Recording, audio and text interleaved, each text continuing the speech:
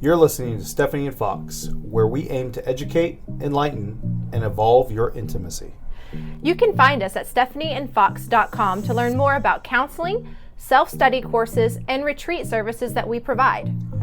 This show contains adult content about relationships, intimacy, and sex, and is meant for those 18 years and older. Now please, sit back, listen up, and get ready to evolve your intimacy.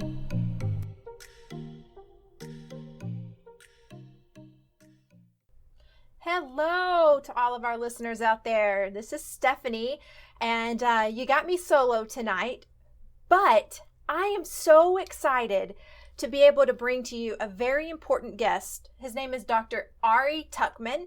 He's a psychologist. He's a certified sex therapist in private practice. He's out of Westchester, Pennsylvania, and he specializes in diagnosing and treating people with ADHD, as well as sex therapy. He's appeared on CNN, National Public Radio, XM Radio. He's been quoted in the New York Times, USA Today, the Washington Post, the Boston Globe, usanews.com, and many, many, many other news outlets. I am so excited that we are going to have a discussion today about sex and ADHD. So, does your partner or do you have ADHD, and how does that affect your sex life? How does that affect your romantic relationships? That is everything we're going to dig into next with Dr. Ari. So, Dr. Ari Tuckman, thank you for joining us tonight to talk about such a wonderful topic, ADHD and sex. How are you? I'm good, and I'm super psyched to be here. I think it's going to be a lot of fun. It's a great topic, and I think it's important to sort of note here that as much as there's the narrower topic of how does ADHD affect one person or a couple's sex life, there's really the broader topic here, which is that I've kind of got this saying, ADHD doesn't invent new problems, it just exacerbates the universal ones. So all the same stuff that every couple out there is dealing with is also being dealt with by folks where one partner has ADHD. It's just a bit more so. So even if you or your partner don't have ADHD, hopefully there's some good nuggets here for you as well. Well, and not only that, even if you or your partner doesn't have ADHD, I can guarantee you that somebody in your friend group does, and they're going to talk to you about sex. So yeah, I think there's just nuggets of knowledge in here for everybody. One of the thing that caught my attention and what made me reach out to you is, number one, I kind of stalked. I'm obsessed with Justin LaMiller. He's kind of my favorite. Oh. And you did a show with him. He's a good guy to be obsessed with, so you have good taste. Yes, wonderful. He doesn't know it yet. He's kind of my secret boyfriend. I'm going to tell him one day. He just doesn't know yet. But okay. I heard your podcast with him, and just that topic got me. And so then I started doing some research on you, and I found your book, ADHD After Dark, Better Sex Life, Better Relationship. And wow. So number one, me being ADHD, my husband, Fox, complete ADHD. We are just complete bat cases together. And we've often talked about how does our ADHD affect our sex life? And well, we can't really verbalize it. We can, but we don't verbalize it poetically to other people. And so when I was reading through your book, full disclosure, I haven't read it all yet, but I'm going to. When I was reading through it, it spoke to me. So how did this topic, ADHD and sex, come together for you? Yeah, there's sort of a bit of an evolution there. So, I've been at this for about 20 years now. And initially when I was seeing folks with ADHD, including adults, which are kind of a bit of an underserved population, shall we say, a lot of what I focus on was kind of like practical matters of daily life. Like, how do you get shit done, right? Yeah. Basically. And that's definitely important, right? Like, that is a good topic. But over the sort of years and, a decade or so, I kind of got to a point where it's like, it's not just about getting stuff done. It's also about relationships. And, maybe it's family relationships, or if we're talking about kids and teens, certainly romantic partners. So then I got interested in that and the couples piece of it. Then I got interested in but what about the sexuality piece? Because that's a thing that nobody is talking about. And by nobody, what I mean is the people who write and present about ADHD. The couples are all talking about it, right? But none of the people standing at the front of the room, so to speak, are talking about it. And I just sort of had this thought. I was like, this is kind of an important part of relationships, right? And as clinicians, we're missing this really important lever to pull to help these couples do better, right? Because it's easier to deal with the frustrating nonsense of life, the just aggravating logistical headaches, if you're feeling good connected together, if you're having fun together, if you're doing awesome, dirty, sexy things together, right? It's a lot easier to deal with the stupid things like, ugh, someone left the milk out overnight. Now we don't have milk, you know? But if you're already kind of a little disconnected, if you're already tweaked at each other, the little things, they all start to add up and it just goes from bad to worse. So the very first chapter of your book caught my attention, and it's sex, or good sex is extra important for couples with ADHD. Okay, I agree, but tell me more. So, yeah, I mean, I think that especially the couples who are going to struggle more on day-to-day stuff for whatever reasons, right? Might be ADHD. Maybe, I don't know, you're locked in a house together for a year. Maybe you've got a sick parent. Maybe you've got a kid with a lot of needs, right?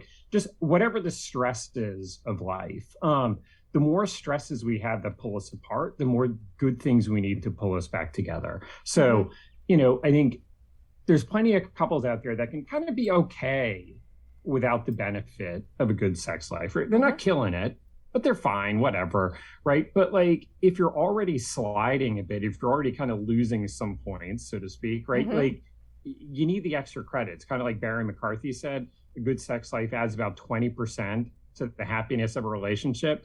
So like, you can pass with the, right? You can pass with the B-, right? But like, the problem is if you're not having that good sexual connection, you're already at an 80. Right before the day has even begun, you're already at an 80. So you don't got a lot of room to go after that. So, you know, if we can get those 20 extra bonus points, let's do it. Barry McCarthy is a profound genius in our generation, whatever I'm trying to say. And I agree with you. He's just a plethora of information. And that 20% is so important. But most people really don't think about sex in that way. They don't see it as a connection tool. They see it as something to do, as an act. And that's frustrating for clinicians, especially sex therapists. So, well, and the thing is, sex is both, right? Like, sometimes it is just an act, whether there's another person involved or not, right? Sometimes you're just feeling horny, you want to get one off. Sometimes you're stressed out, you want to relax. Sometimes you're bored. Sometimes you can't sleep, right? So sometimes it is just sort of, you know, utilitarian. But I don't know, if you're within a committed relationship, or it's sort of a committed relationship, whatever, right? Like, that can be a part of what you share with each other. It's a part of what brings you together. It's a good time that you have.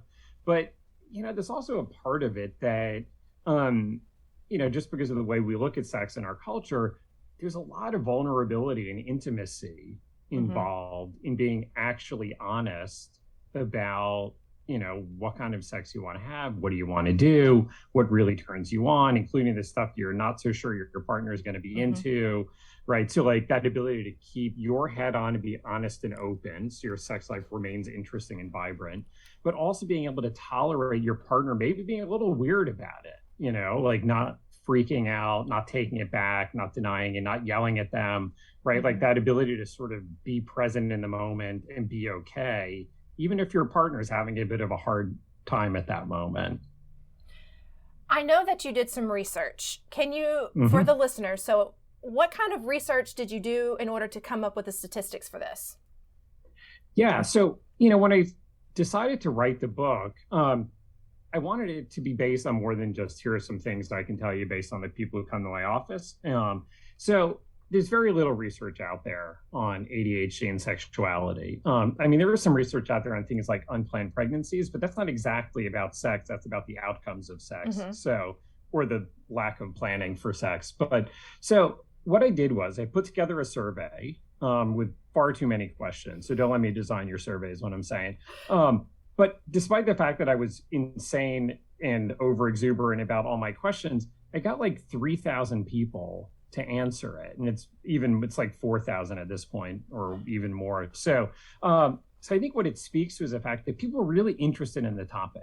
And it was for couples with one partner who has ADHD and one partner who doesn't. And I sort of narrowed it to that just because, there's nothing out there. So you start with the biggest group and you work down. And I asked them all sorts of questions. I asked them about how they're managing ADHD. I asked them about their relationship in general. I asked about their sex life in particular. I asked about things like, porn use and masturbation and, kinkiness and, consensual non-monogamy and all sorts of other things. And then I compared not just ADHD versus non-ADHD, but I broke it out by gender as well, because, often the gender differences were bigger than the ADHD, non-ADHD differences. So, but, with way too many questions and 3,000 respondents, you get a lot of data to analyze, and a whole lot more confidence that it's not like you just asked a couple of your friends, right? A lot more confidence that what I found is probably actually representative of something true. Ladies, are you ready to take your intimacy to the next level? Head over to our website to find out about relationship, intimacy, and sex counseling. And gentlemen, are you needing a little bit more? Join us at stephanieandfox.com to learn tips on how to communicate with that special someone and ignite that flame. Now, let's get back to the show. So you said you broke it down for gender. Were you able to break it down for sexuality? I did not. So in the survey, I did make it open to people who are in same-sex relationships. And I did get some data on that. I just didn't get enough of that. Okay. So the people who answered were the folks whose data I analyzed were people in heterosexual relationships. That means that at this moment, they're with a person who is of the other gender from them. And I didn't include, trans or any of the other kind of non-binary, because I wasn't cool enough at that point 5 years ago to add that stuff in. But so the fact that somebody is with a partner of the other gender doesn't mean that they're straight, right? Exactly. They could be bi, they could be in the closet, like totally gay, but in the closet, right? Like we don't know specifically. So, you're always sort of generalizing a little bit with these things, but so I think that there's some research to be done on other configurations of relationships. Absolutely. And I will not be doing that research for my dissertation. So anybody out there in my program, here's a key person to talk to if that interests you, because I will not be doing it. But right. In your research, you said that there's 4 kinds of people and 2 kinds of couples. What did you mean by that specifically? So, within the way that I kind of categorize people, so to speak, is that there are men with ADHD, men without, women with ADHD, women without. So those are the 4 kinds of people, so to speak. And then the 2 kinds of couples, if you've got a mixed couple, is a man with ADHD, a woman without, woman with ADHD, a man without. And there were definitely, as much as, yes, there were similarities, there were also differences, particularly between the 2 couples. So in other words, in a heterosexual couple, it does matter which partner has ADHD in terms of how that plays out in the relationship, how that plays out in the sex life. Okay. You've piqued my interest. We all know I have ADHD and I happen to be a vulva owner. I identify as a woman, so let's just dive right in. Were there any surprising facts that you found for women? Yeah. So this was one of those things that I did not predict it beforehand, but I also didn't fall out of my chair when I saw it, right? So maybe that's good, because it means that it probably we're on the right track. If something totally shocks you, you have to wonder like, wait a second, did I screw this up somehow? What am I missing, right? So one of the things that came out that I thought was really interesting was that folks with ADHD compared to non, and again, women versus women, men versus men, rated themselves higher on 10 out of 12 questions that had anything to do with what I call sexual eagerness. And then they tied on the other 2. So sexual eagerness, meaning things like desired frequency of sexual activity, frequency of masturbation, how often they look at porn, how do they feel about their own porn use, their partner's porn use, how quick are they to become aroused, how kinky are they, how interested are they in consensual non-monogamy, to what extent do they have a history of consensual non-monogamy. So like 12 questions. The folks with ADHD rated themselves higher, 10 out of 12, and tied on the other two. So what it means then is that when you have a man with ADHD who has a, generally a stronger sex drive, just broadly speaking, with a woman without ADHD who out of these four types of people has the lowest desired sex drive, that big difference, that can be a pretty big bridge to cross. And it can cause its own strains and struggles in the relationship.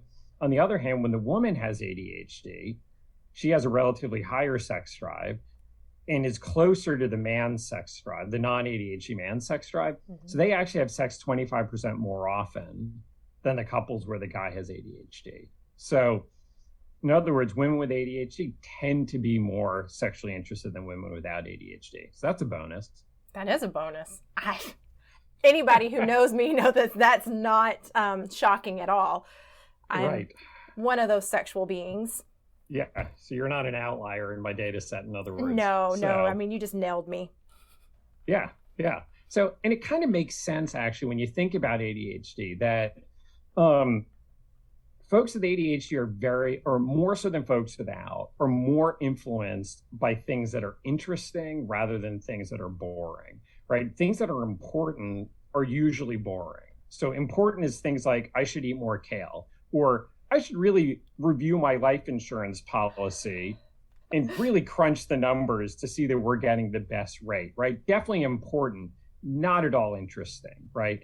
As opposed to, new season 2 of whatever the hell we're watching just dropped on Netflix. Let's watch all of it, right? Interesting, not important, but interesting. So sex is pretty interesting. It's also important, right? Mm-hmm.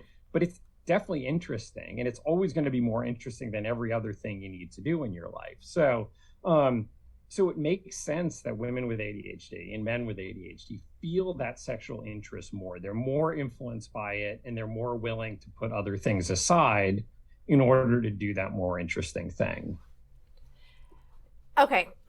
Yes, and mm-hmm. all of it. You mentioned, I have a theory, and I've had this theory, and this was going to be my research topic until I decided that it was too big for me to tackle. Until you decided you wanted to finish your dissertation? Yeah, right. Until I wanted to finish within my timeline. Right. Is that my husband and I have always said that people with ADHD are more likely to be in consensual non-monogamous relationships. We're in an open relationship. We're very open about all of that. And all of our friend group, we just sit back and we're like, damn, that's ADHD. Well, that's ADHD. And so then we started saying, so is that a thing? And I'm asking you because you've researched it. Are people who tend to be in consensual non-monogamy relationships ADHD? Yes. Yeah. So it is indeed true. I have the data to back this statement up, that folks with ADHD compared to folks without were more interested. So I asked the question, to what extent are you interested in consensual non-monogamy if your partner was interested, right? So that's going to capture the people who haven't yet done it, but might want to, right? Folks with ADHD endorse that question more than folks without. I also asked the question, sort of the question of like, have you ever, or there was an answer in there of like, not only am I interested, but actually I have history of, in this or another relationship, I've engaged in consensually non-monogamous activities. And the folks with ADHD endorse that more as well. So it's not simply a thing I would like, it's also a thing I have done kind of a thing. So yes, indeed. And I think it kind of makes sense if you know ADHD, because, consensual non-monogamy certainly provides more variety and novelty. And that is definitely a thing that folks with ADHD are attracted to. Definitely the adrenaline, the new relationship energy. Man, that new relationship, or the new relationship energy, I promise I can talk. It almost captivates those of us with ADHD because it's so fresh and it's just, at times, can be detrimental if it's not controlled. And so, Yeah. what are your thoughts on the new relationship energy and those with ADHD, and maybe even some tips on how we can control that over eagerness? Yeah. It's definitely, I mean, it's a risky temptation, right? Like it's kind of like many things. It's good if handled well, and it's bad if handled poorly, right? So it can definitely be exciting, and it's easy to see why someone might really be kind of drawn to it. It's a drug that's hard to beat, kind of a thing. And yet, you can act like a real asshole about it, and you can make stupid, short-sighted decisions in the moment if you don't handle it well, right? So, the danger is that you do something, you get carried away, and you sort of cross the agreements that you had with your partner about what are we doing here, or you just act like a jerk to your partner because, let's face it, they're old news. They can't really compete with this shiny new person. So their primary relationship begins to suffer. Or it's just you're always kind of on to the next, and then you're not building anything. So I think the hope would be that you take that new relationship energy from your secondary or tertiary relation, you bring some of it back at least into your primary, right? So then it becomes a source of energy in, not a source of energy out. You mentioned that there's a tendency for people to cross boundaries in the moment. They get so caught up in the moment that they cross the boundaries. What are some things that you can say to the listeners that maybe if that's happened to them, how can they work through it with their partner without just being completely irrational and the pain and all of the hurt? Like, what are some of the things that they can do? Yeah, I mean, I think, so first of all, let's talk about how to maybe not get there in the first place, right? No. So, when it comes to managing temptation, or impulsivity more specifically, but temptation generally, the farther away you are from a temptation, the easier it is to manage it. So in other words, the example I always use is, if you don't want to eat Doritos, the place to leave the Doritos is in the store, not in your pantry. Because in the pantry it takes way more energy to not eat them. So, if there are certain situations that are just too tempting, and this is where you need to really be honest with yourself, of like, this person or this kind of situation, it is just really hard for me to not sort of leap without looking. It's like the alcoholic, right? Don't go to the bar if you're bad at not having a drink, right? If you're not ready yet to not have a drink, do not go to a bar. So it's that thing of really, really being honest with yourself and not talking yourself into, somehow I won't do the thing that, let's face it, we all know I'm going to do. So that's the first part, is to not be tempted in the first place. But I think, the other part is, if you do kind of leap without looking, if you cross a line and then afterwards you're like, oh shit, that was a bad thing. Better for the words to come from you to your partner rather than your partner find out some other way, because now you've added a second offense, which is withholding information, lies of omission and all that. I think you need to really sort of like, be respectful of their feelings, right? Don't defend yourself. Don't try to minimize it. Don't make excuses. Just let them say what they need to say. But part of it also, I think, especially if someone has ADHD and tends to be impulsive, is to make it clear that it was a stupid decision of the moment, not an intent, not forethought, not whatever, because I think it's easier to forgive a transgression of the moment than it is to forgive something that was more planned out. The other thing is, frankly, if you have ADHD and you take stimulant medication, which probably one should, little medication on board makes it easier to not be impulsive in the moment. So that might be a thing to consider as well in those too tempting situations. And can you speak to the partner of the ADHD transgressional line jumper, hopper? I've done that before. So I mean, we're speaking about me. I've done this out of impulse. I'm a very impulsive person. I've made these mistakes firsthand. So this is about me. So what can we tell our partners on how to help. I mean, I think for the partner is to recognize, like, I don't know. I think there's something about like, don't believe the lies kind of thing, in the sense of, if your partner says, oh, honey, you can buy that giant bag of my favorite flavor of Doritos, I definitely won't eat them. Right? Like, if you buy the Doritos anyway, like, maybe you need to examine why you did that, like, and I'm not casting blame here at all, but so much as to say, for all of us, let's not talk ourselves into bad situations. So I think there needs to be some honest discussion about, like, look, I love you and you're awesome and all, but let's all be honest, you tend to be impulsive, right? Like, you tend to make decisions and then only afterwards your brain kicks in, your conscience kicks in, or your better self kicks in. Can we have some conversations about what situations we put ourselves into? And maybe whether this is even a good idea in the first place, right? Like, let's not set ourselves up for trouble. So, there needs to be some really, really honest conversation, which includes, for the non-ADHD partner, I think, to accept that, like, you know what? There is a possibility, if we do this, that my partner is going to impulsively make some problematic choices. Can I deal with that? If they do, what do I do with it? And I know that's easy in theory. It's, in the heat of the moment, it's harder, but at least to have that conversation with yourself as well as to have that with your partner. I like that you said to have that conversation with yourself. Those of us that are so impulsive, personally, I didn't even realize I was an impulsive person until I just got caught up into a situation. And then it was like, well, shit, now what do I do? Yeah. And so being able to own up to your mistakes and being able to say, yep, I did it.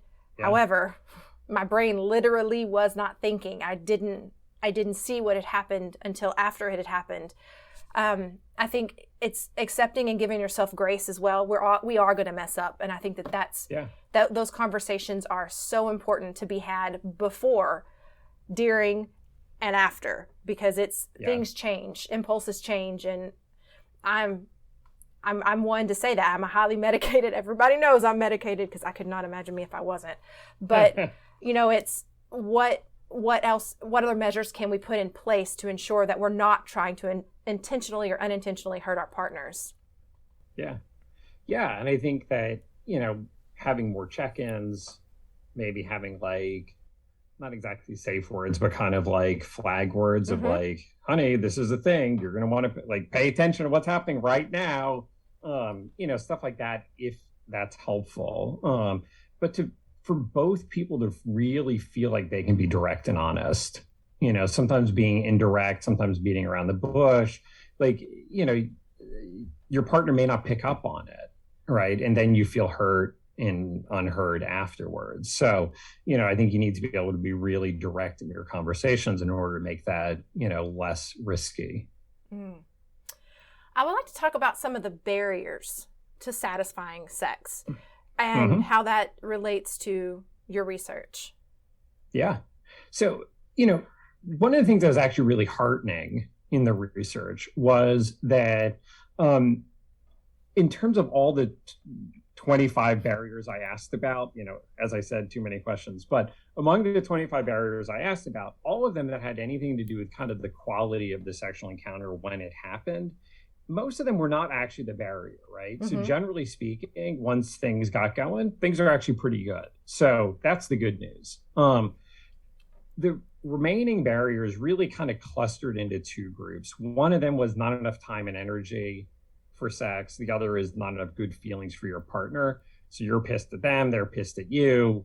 The worry if we have sex, that sends a signal everything is okay when it's not.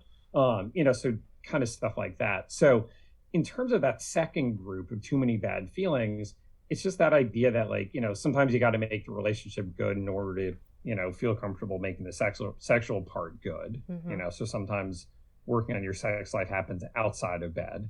I think the time and energy part is, for any busy couple, right? Time and energy is always going to be a thing, but especially if one partner has ADHD that isn't managed well, it tends to make them a bit less efficient at using time and getting things done, which tends to leave their partner, especially if that partner has a vulva, take on more of that responsibility, which makes them more tired and resentful. So, so sometimes it's one of those things. In order to get into bed a bit earlier, let's say at 10 rather than 11, means not simply that something's either happen at 9 differently, but maybe at 8 and 7 and 3 and even 9 a.m., right? Like that things have to happen earlier in the day in order to actually be in a position to get into bed a bit earlier. So you've got a bit more of that energy, and it's not, where you're bringing the worst part of yourself to this important part of your day and relationship. Time management is such a hard element for, I know myself, especially in a relationship.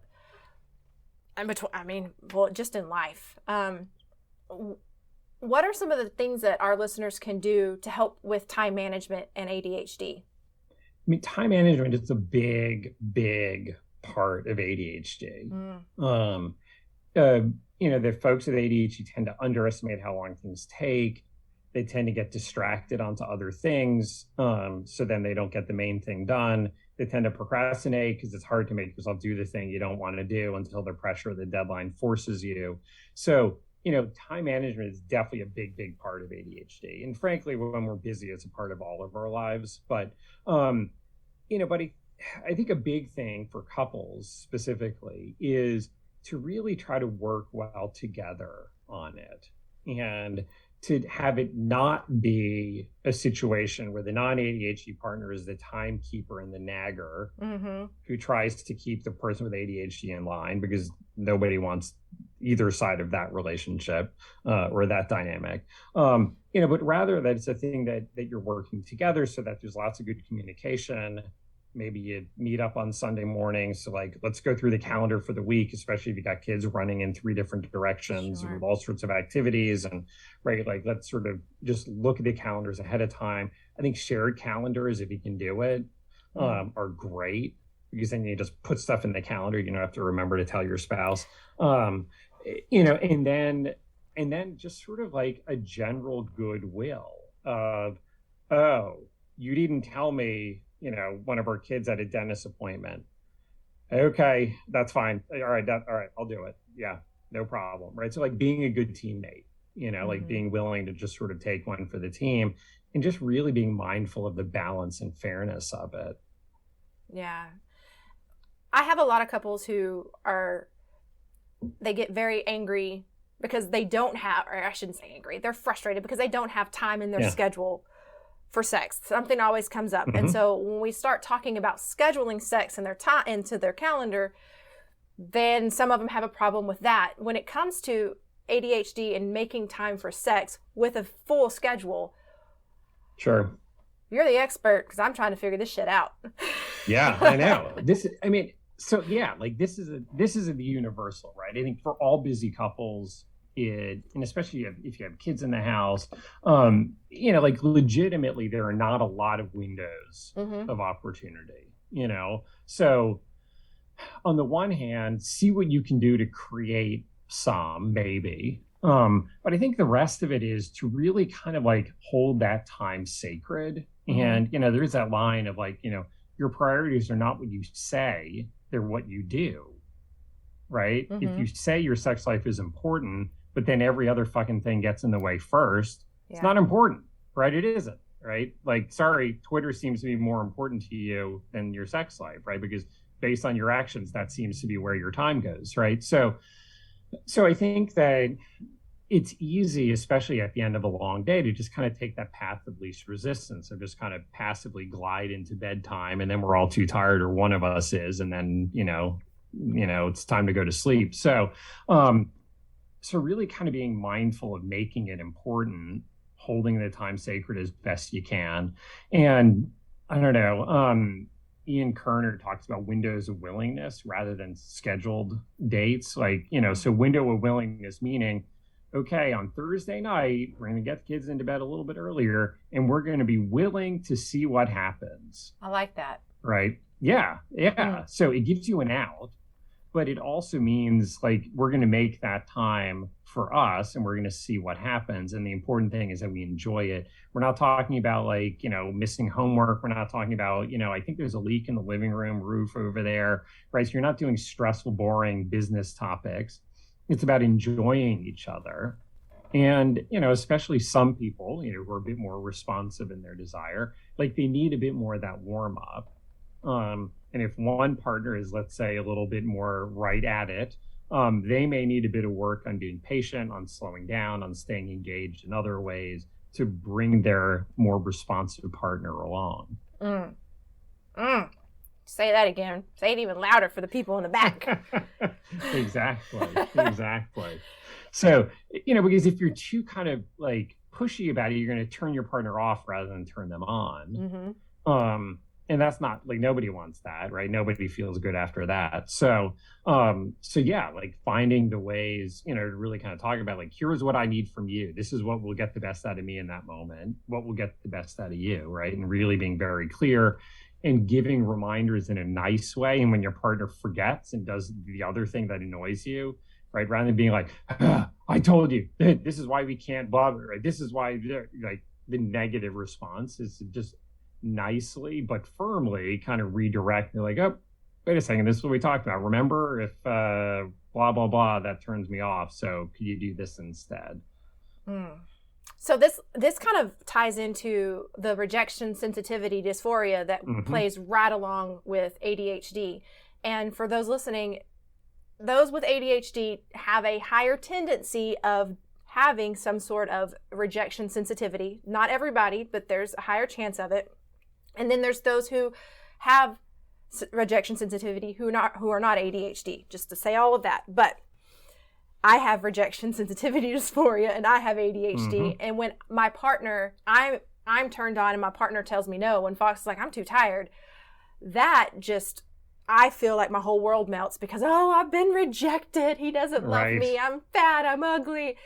And it just, this whirlwind of all of these emotions, because my emotions override my logic every day of the week.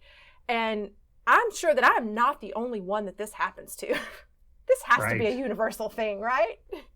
Yeah. I mean, it definitely is. So, I think part of it, and especially if you, I don't know if this is true, but if you tend to be the one who does more of the initiating and perhaps therefore also become the one who gets shot down more often. But even if it's only once in a while, it still doesn't feel good to get shot down. But there are better and there are worse ways to say thanks, but no thanks, so are there some ways that you can coach them on how to do it so you still feel okay? So that's part of it. I think that, that rejection sensitivity, like it is definitely a part of ADHD for some people. And I think some of it is kind of neurological in the sense of having that, I kind of think of it as like emotional impulsivity, right? Everyone will feel a little bit rejected. Some people, the rejection will really kind of run away with them, right? So if you had that feeling more strongly because of that ADHD emotional impulsivity, it's really going to be a big thing. I think some of it's also kind of psychological, right? Like kids with ADHD get more corrections and more criticism than kids without, and especially if you're an adult who spent most of your life undiagnosed and therefore untreated, at least effectively, right? You've had many, many more of those experiences. So it's easy to be like, here's another one. Yeah. So it draws from that deep well of other experiences beyond the present moment. So really understanding that, I think, is helpful. So I'm not crazy. It's just this RSD thing. Stimulant medication is not necessarily, it might be helpful, but not necessarily. But weirdly, there's a couple of blood pressure medications, old blood pressure medications called guanfacine and clonidine that seem to have some benefit for RSD. So, yeah. Ladies, are you ready to take your intimacy to the next level? Head over to our website to find out about relationship, intimacy, and sex counseling. And gentlemen, are you needing a little bit more? Join us at stephanieandfox.com to learn tips on how to communicate with that special someone and ignite that flame. Now, let's get back to the show. I'm But going they to were- manage mine with, all of my mental health techniques that I teach Right. others and my healthy coping skills that I'm so fluent at. I'm human. Yes. I'm just going to struggle Yeah. through this shit. Yeah. But I think also, I mean, definitely all that stuff, yes. But, I think there's also something about like, and this is easy to say, but not, I don't know, like just taking good care of yourself in general, right? Mhm. If you're stressed out, if you're exhausted, if you're frazzled, if, you feel like, you and Fox haven't spent enough time together, so you're feeling a little neglected in a broader sense, right? Like all that stuff sets a stage, right? Yeah. So it's not about just the moment, it's about everything that preceded it. So, those other things are pretty good points of intervention. They're not easy to do, but they are good ones. Yeah, there's lots of good nuggets of knowledge in there for all listeners, especially me. Yeah. I'm going to play this back for Fox over and over and over on repeat just see what he says. Right. You're just going to edit it specifically down yes. to like, just for here, him. Tell me all the things he does wrong and I'll tell him to do them differently. Problem solved. Problem is he has ADHD too, so this applies to me. It's just, Damn. I know, we can't get enough. So hookups and affairs with those with ADHD and that impulsivity and, those with open relationships, I want to warn you, can have infidelity in open relationships. As long as you're violating any kind of fidelity agreement, that is an infidelity. And the more impulsive you are, sometimes that leads to uh-ohs. Yeah. Yeah. Well, and that's the thing. So in the research, I asked 2 questions about infidelity. One was physical hookups without any emotional entanglement. So in other words, think like drunken hookup at the bar. And then I also asked the second question, which was, more emotional affairs that may or may not have involved the physical component. And, I think the problem is like we use the word cheating or infidelity as if it's like one thing, but it's not. It's like a million things. And what is infidelity to one person is not at all infidelity to another. So it's a very broad topic that needs to be defined by each of the people in the relationship. But I do think that a drunken hookup happens very differently than an emotional affair in terms of how it comes to be and also how the other partner might feel about it, right? Like one might have different feelings about a drunken hookup than they do about an ongoing affair, even if it's long distance with no physical contact, right? So, and what I found was that folks with ADHD were more likely to engage in both of them. I think kind of rather cliched, but men with ADHD were more likely to engage in, physical hookups. Women with ADHD are more likely to engage in emotional affairs. So I kind of wish that wasn't true because it follows the, standard narrative, but whatever. So, Research says, I suppose the good news is both genders did both. I guess that's good news. That's progress. Yeah.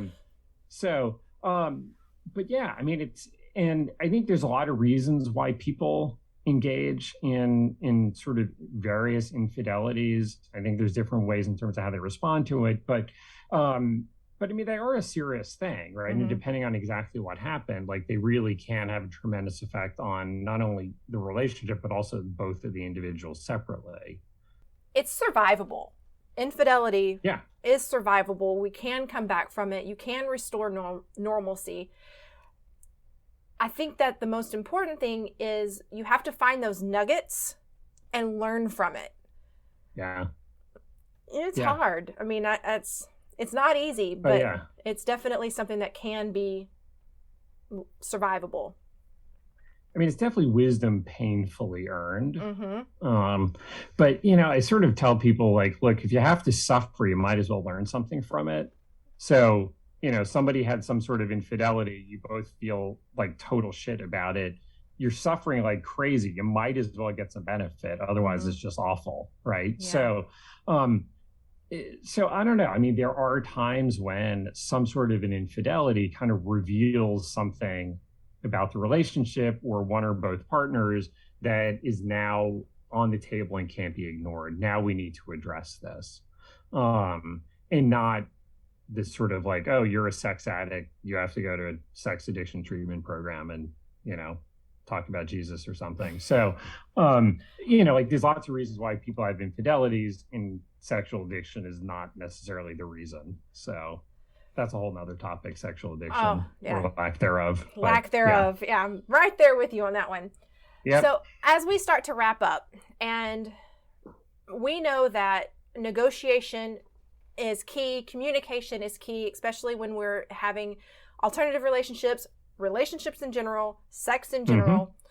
What happens when it all breaks down? How do we overcome that? And I want you to speak to like difficult conversations and negotiations that we have to have for various things in those conversations. Yeah. And that's definitely, like that is the cost of admission.